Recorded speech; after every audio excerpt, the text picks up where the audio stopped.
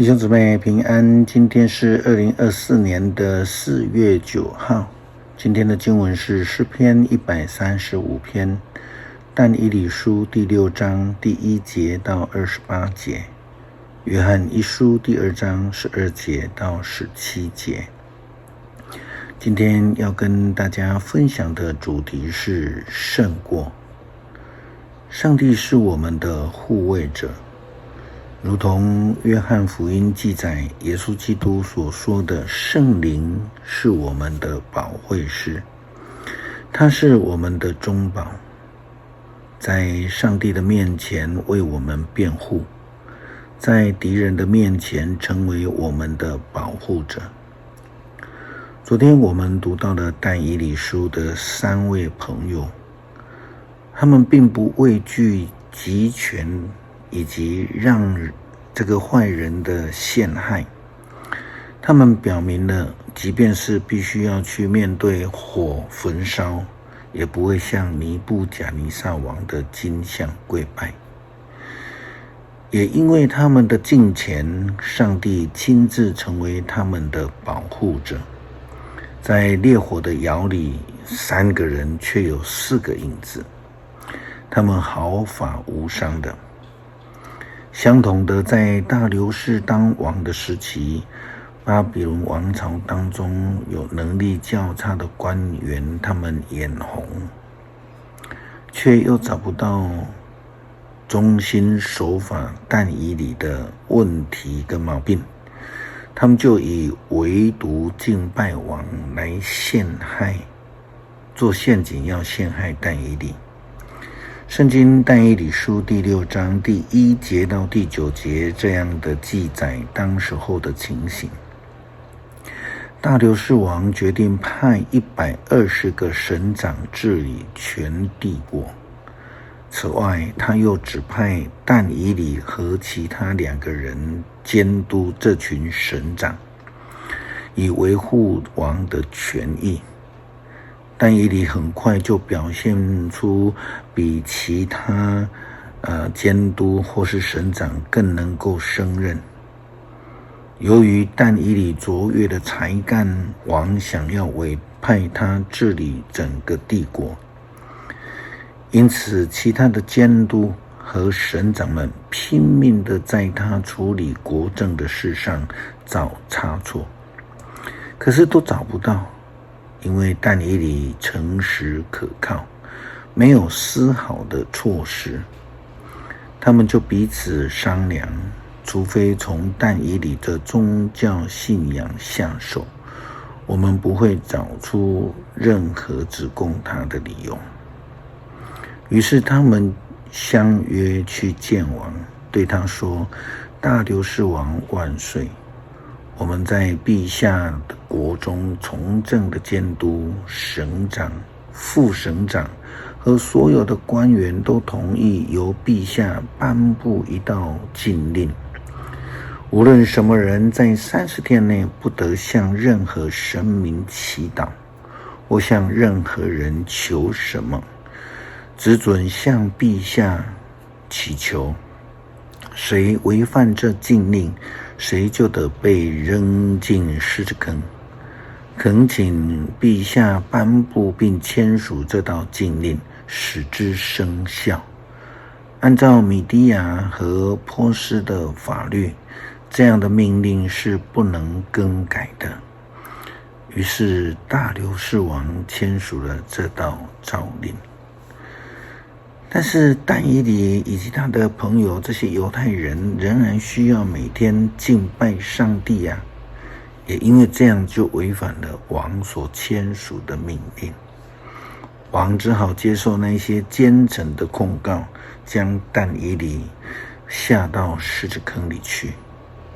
但以理书第6章10节到17节这样记载：但以理听到这诏令已经签署了，就回家去。他的屋子顶上有一个房间，窗户朝向耶路撒冷。但以理在开着的窗子前跪下，照他往常的习惯，每天3次向上帝献上感谢和祷告。但以理的敌人看见他在向上帝祷告，就一起到王那里控告他。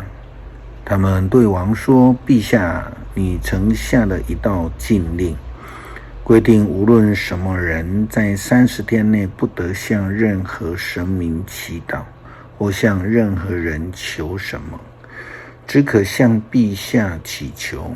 谁违反这禁令，谁就得被扔进狮子坑。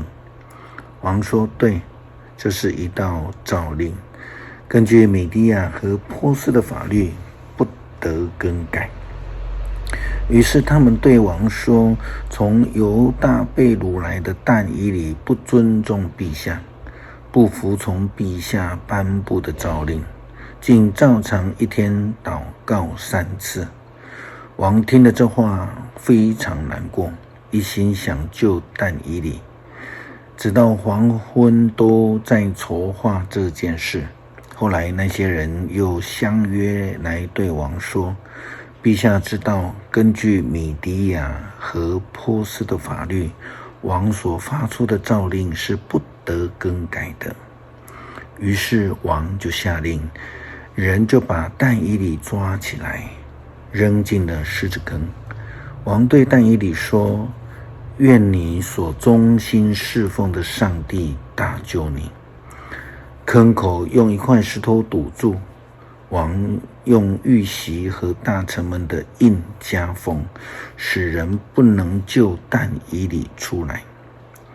我们看到王告诉但以理说：你的上帝一定会救你的。虽然按照自己签署颁布的法律，他只能将但以理下到狮子坑里面去，但是王却祝福他，并且为但以理来禁食。圣经但以理书第6章18节到28节继续这样记载说：王回到宫里，整夜睡不着，不吃东西，也不要任何的娱乐。天一亮，王就起来，急忙地赶到狮子坑。王到了坑边，焦急地喊：但以理，永生上帝的仆人啊，你忠心侍奉的上帝有没有救你脱离狮子的口？但以理回答：陛下万岁！上帝差派天使来封住狮子的口，使他们不能伤害我。上帝这样做，因为他知道我是无辜，我没有做任何冒犯陛下的事。王非常高兴，命令侍从把但以理救出来。于是他们把但以理拉出坑来，看见他一点伤都没有，因为他信靠上帝。后来王就下令逮捕所有控告但以理的人，把他们和他们的妻子、儿女都扔进了狮子坑。他们还没有落到坑底，狮子就猛扑上来，咬碎了他们的骨头。事后，大流士王通告世界各国、各族和各种语言的人民：祝你们安康！我现在下令，在我治下的帝国臣民都必须敬畏尊崇但以理的上帝。他是永生的上帝，他要永远统治，他的主权永远长存，他的权柄永无穷尽。他解救援助，在天上地下行神迹奇事。他拯救但以理脱离狮子的口。从此，但以理在大流士和波斯皇帝塞鲁士当政的时期，事事顺利。我们看到上帝不但保守但以理，让他在狮子坑里面非常的安全，更在他被释放之后，让他事事都亨通。因为主的保守，我们就已经被他保全。靠着基督的名，我们的罪就能够被赦免。基督徒要学习但以理那种坚定的相信，依靠主就能够胜过那邪恶者。就如同但以理胜过陷害他的那些邪恶者的心，他的3个朋友也在上帝的保守之下胜过了邪恶者所设下的火坑。约翰一书第2章12节到17节这样说道：孩子们，我写信给你们，因为你们的罪已经借着基督得到赦免。父老们，我写信给你们，因为你们认识那位从太初就已经存在的。青年们，我写信给你们，因为你们已经胜过了那邪恶者。孩子们，我写信给你们，因为你们认识天父。父老们，我写信给你们，因为你们认识那位从太初就已经存在的。青年们，我写信给你们，因为你们强壮，上帝的道活在你们的生命中，而你们已经胜过了那邪恶者。不要爱世界或任何属世的东西。如果你们爱世界，你们就没有爱天父的心。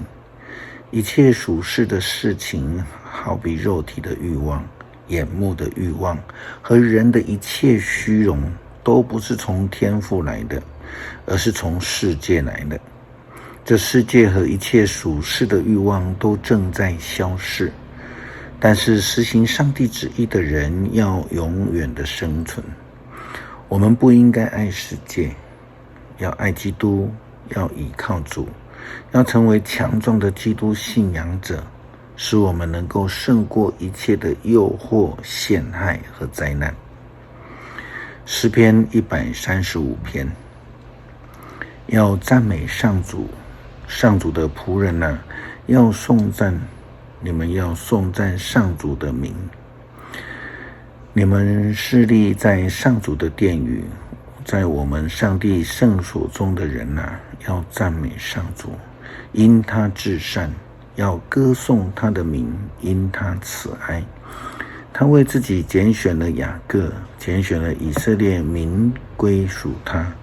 我知道上主伟大，我们的主凌驾万神，在天在地在海洋在深渊，上主都随着自己的旨意行事。